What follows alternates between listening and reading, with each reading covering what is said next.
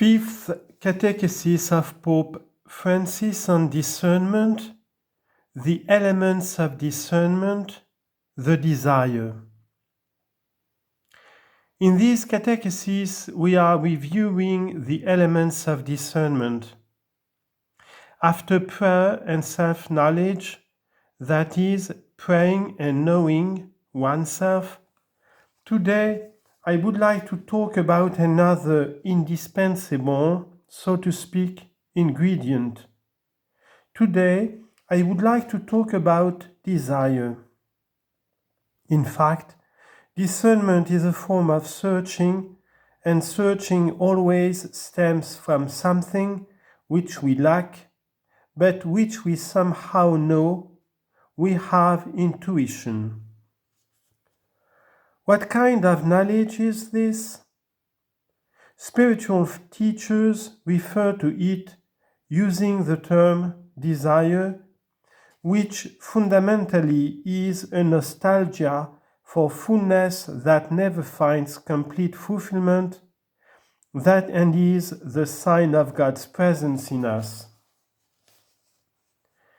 Desire is not the craving of the moment, no. The Italian word desiderio comes from a very beautiful Latin term. This is curious. Decidus, literally, lack of the star. Desire is the lack of the star, the lack of the reference point that orients the path of life. It evokes a suffering, a lack, and at the same time a tension to reach the good that we are missing.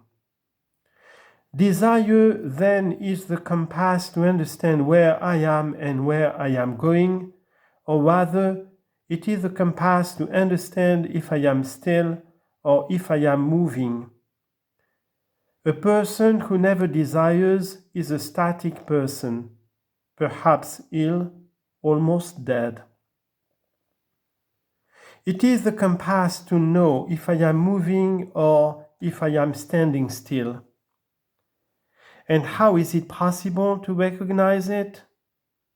Let us think a sincere desire knows how to deeply touch the chords of our being, which is why it is not extinguished in the face of difficulties or setbacks.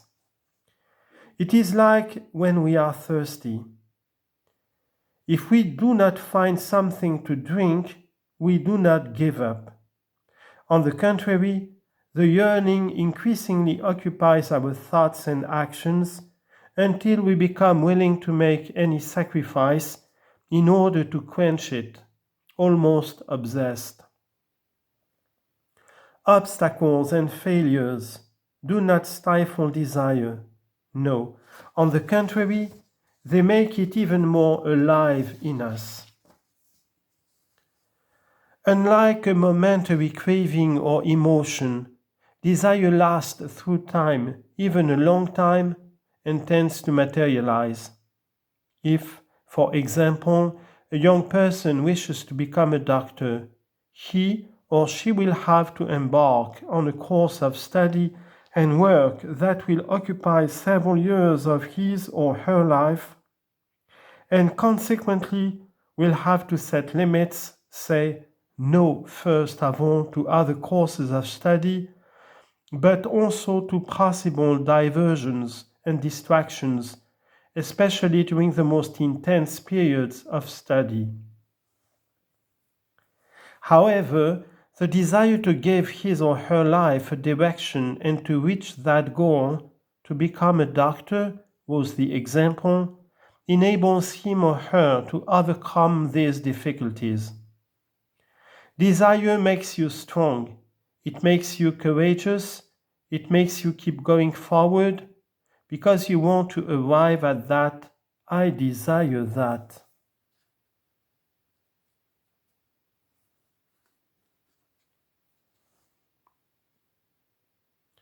In effect, a value becomes beautiful and more easily achievable when it is attractive. As someone said, more important than being good is having the desire to become good. Being good is something attractive. We all want to be good. But do we have the wish to become good? It is striking that before performing a miracle, Jesus often questions the person about his or her desire. Do you want to be healed? And at times this question seems out of place. It is clear that the person is sick. For example, when he meets the paralytic at the pool of Bethesda, who had been there for many years and had never managed to seize the right moment to get into the water, Jesus asked him, "Do you want to be healed?" John chapter 5, verse 6. But how come? In reality, the paralytic's answer reveals a series of strange resistances to healing which do not relate only to him. Jesus' question was an invitation to bring clarity to his heart, to welcome a possible leap forward, to no longer think of himself and his own life as a paralytic, transported by others. But the man on the cot does not seem so convinced of this. By engaging in dialogue with the Lord, we learn to understand what we truly want from our life. This paralytic is the typical example of those who say, "Yes, yes, I want, but then, I don't want, I won't do anything."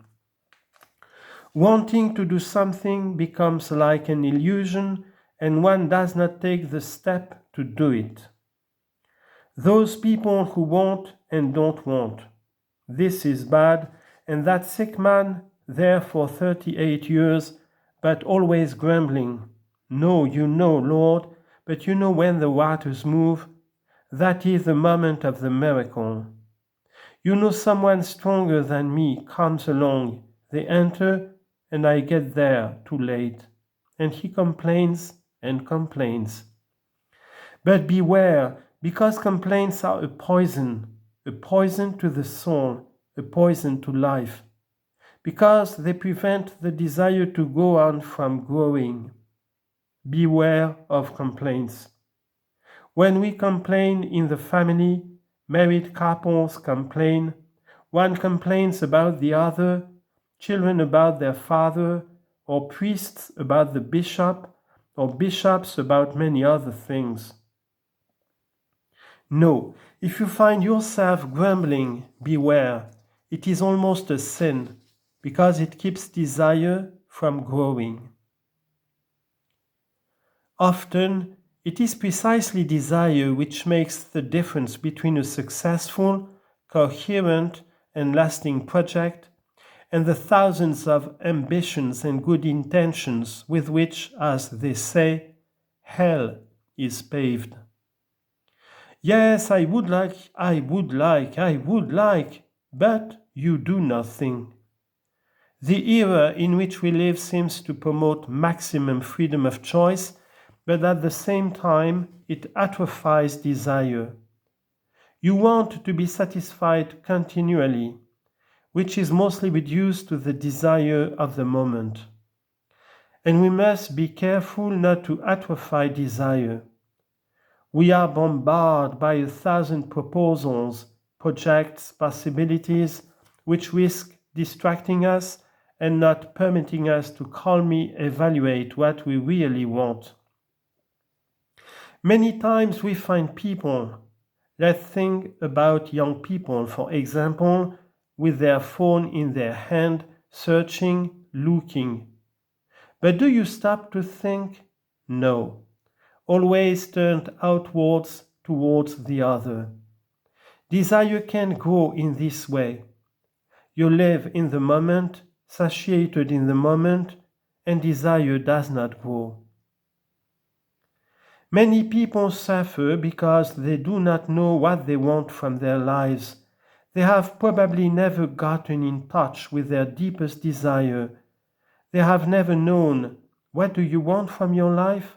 I don't know.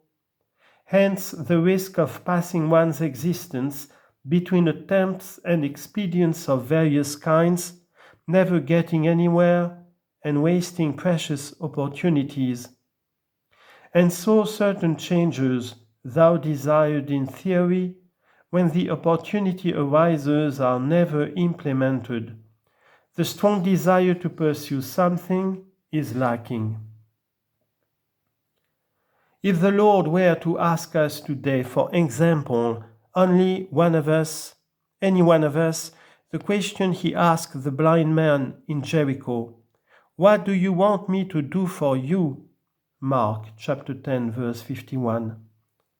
Let us think that the Lord today asks each one of us this: "What do you want me to do for you?" How would we answer? Perhaps we could finally ask him to help us know his deepest desire, which God himself has placed in our heart. Lord, may I know my desires, may I be a woman, a man of great desires, like Saint Therese of the Child Jesus, I would add. Perhaps the Lord will give us the strength to make it come true. It is an immense grace, the basis of all the others, to allow the Lord, as in the Gospel, to work miracles for us. Give us desire and make it grow, O Lord, because He too has a great desire for us to make us share in His fullness of life. Thank you, and may God bless you all.